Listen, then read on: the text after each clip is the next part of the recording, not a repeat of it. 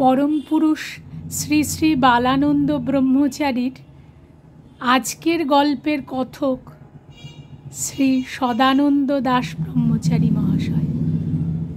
আজকের গল্প রাজা মহারাজার কথা। রাজা চলেছেন গঙ্গা স্নানে। আগে আগে চলেছে হাতি, ঘোড়া, সেপাই শান্ত্রীর দল। রাস্তায় এত ভিড় জমেছে যে পথ চলাই দায়। সেই পথের মাঝে এক সাধু ধুনি জ্বালিয়ে বাঘঝালের ওপর আসন বিছিয়েছেন।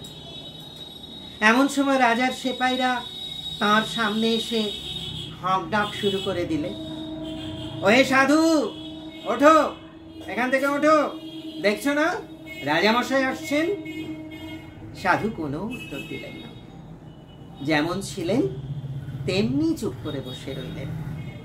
সেপাইরা তখন রাজার কাছে গিয়ে বললে, হুজুর, এক সাধু পথের মাঝখানে বসে রয়েছে, কিছুতেই নড়ছে না, ওর জন্য আমরা এগিয়েও যেতে পারছি না।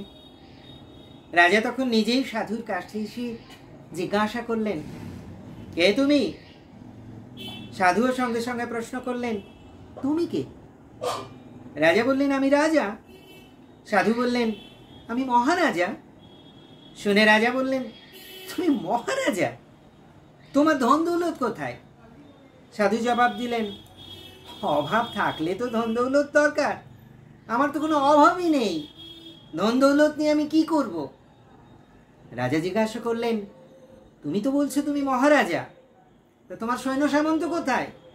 সাধু বললেন, আরে আমার শত্রু কোথায় যে সৈন্য সামন্ত রাখবো? যার শত্রুই নেই তার আবার সৈন্য সামন্তের দরকারটা কি আছে?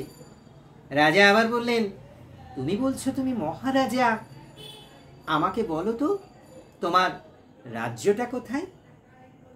এবার সাধু উত্তর দিলেন, আমার রাজত্ব দেশে দেশে ছড়িয়ে আছে। আরে রাজা, তুমি তো কেবল এই দেশেরই রাজা, আর আমি যেখানেই যাই না কেন সেখানেই আমার রাজত্ব। তাই তো বলছি, তুমি যদি রাজা তো আমি হলেম মহারাজা।